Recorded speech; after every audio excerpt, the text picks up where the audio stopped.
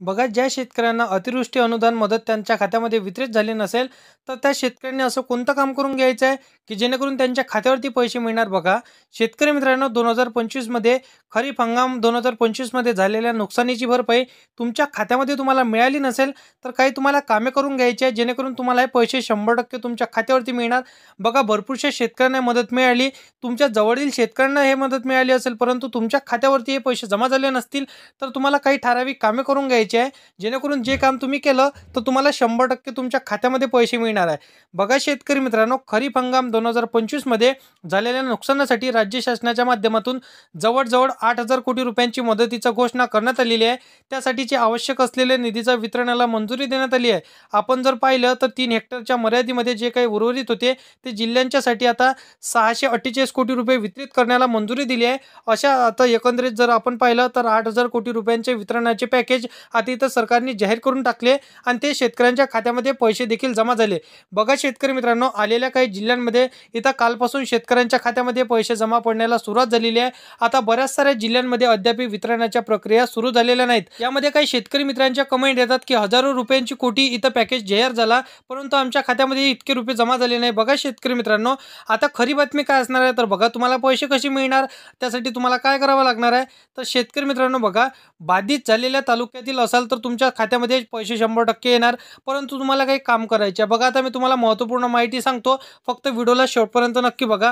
बघा, बऱ्याच साऱ्या शेतकरी मित्रांच्या माध्यमातून आपला डाटा इथं देणं किंवा इतर प्रक्रिया बाकी आहे आणि अशाच प्रक्रियेमध्ये जर तुम्ही समाविष्ट झाला नसेल तर 8,000 कोटी रुपयांचा जर वाटप झाला तर तुमच्या खात्यामध्ये पैसे येणार नाही. हे 100% तुम्हाला लक्षात ठेवायचं आहे. जे काही कागदपत्रांची पडताळणी आहे किंवा मागणी चालू आहे हे तुम्हाला माहिती सरळपणे देऊन द्यायची आहे. मित्रांनो, एकंदरीत जर आपण पाहायला गेलं तर यामध्ये जसं की बाधित झालेल्या, अत्यंत बाधित झालेल्या भरपूरशा तालुक्याच्या इथं वर्गीकरण करणं चालू आहे, ज्यामध्ये भरपूरशे शेतकऱ्यांचं आणि तालुक्याचे मी तुम्हाला यादी सांगतो. बघा, 253 तालुके इथं पूर्णपणे बाधित झालेले घोषित करण्यात आले आहे. आता 29 तालुके यामध्ये अत्यंत बाधित झाले, म्हणजे की बघा, अत्यंत बाधित म्हणजे इथं भरपूरशा मात्रामध्ये त्यांना नुकसान झालं. आता नुकसान झालेले आता महसूल मंडळाची इथं बैठक पतली, त्या बैठकीमध्ये सवलतीसाठी या नुकसान भरपाईसाठी पात्र असणार आहे अशा प्रकारच्या बाधित झालेल्या तालुक्यांना मदत वितरण करण्याचा वेळोवेळी GRच्या माध्यमातून 8,000 कोटी रुपयांची मदत इथं देण्यात आलेली आहे.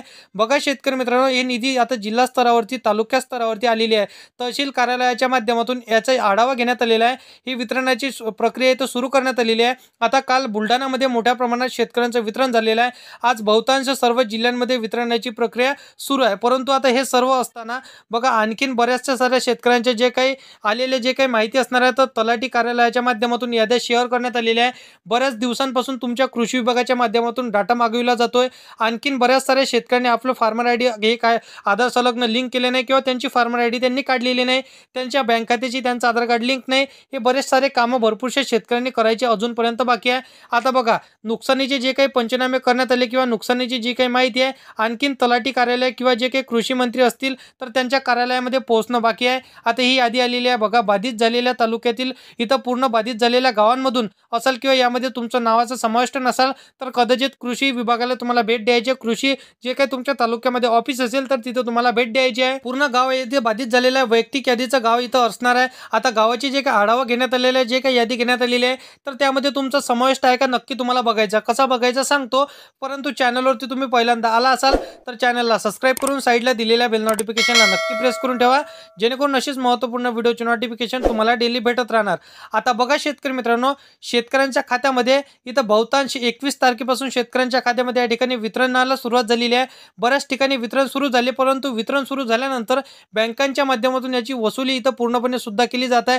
जसं की नाशिक जिल्ह्यातील असाल, बीड जिल्ह्यातील असाल किंवा इतर जिल्ह्यातील जिल्हा अधिकाऱ्याच्या माध्यमातून बँकांना पत्र देण्यात आलेले आहे. आता अग्रणी बँकेला असे आदेश देण्यात आलेले आहे की प्रत्येक नुकसानच्या भरपाईचा GR इथं आल्यानंतर इथं एक सहकार विभागाच्या माध्यमातून सूचना देण्यात आलेली आहे. बघा, विशिष्ट अनुदान जे काही आहे नुकसान भरपाईची रक्कम आहे यामधून कुठल्याही इथं प्रकारची वसुली करण्यात येऊ नये. आणि एका मोठ्या न्यूज चॅनलच्या माध्यमातून पाहायला गेलं तर इथं खात्यामध्ये 2,000 रुपये आले, इथं भरपूरशा शेतकऱ्यांनी इथं 3,000 रुपये आले, 1,000 रुपये आले, तर अशा प्रकारे त्यांच्या खात्यामध्ये जमा झाले. तर बघा शेतकरी मित्रांनो, आता बँकेच्या माध्यमातून ही माहिती देण्यात आलेली आहे की नुकसान भरपाईच्या मदतीच्या खात्याला जी काही फ्रीज लावला असेल तर ती फ्रीज आता तुम्ही दूर हटवा आणि त्यांच्या खात्यामध्ये वितरण होऊ द्या, कारण की शेतकऱ्यांना याची अत्यंत आवश्यकता आहे. बघा शेतकरी मित्रांनो, तुम्हाला अजूनपर्यंत पैसे आले नसेल तर तुम्हाला एक काम करून घ्यायचं आहे. नाशिक असो, बुलढाणा असो किंवा महाराष्ट्रामध्ये 36 जिल्ह्यांपैकी कुठल्या जिल्ह्यातून तुम्ही आपल्या व्हिडिओला बघत असाल तर बघा, तुम्ही फार्मर आय डी काढली असेल किंवा तुमच्या फार्मर आय डीला तुमचं आधार कार्ड लिंक नसेल किंवा फार्मर आय डी काढली नसेल, काढून घ्या. त्या व्यतिरिक्त तुमच्या बँक खात्याला तुमचं आधार कार्ड लिंक नसेल, करून घ्या.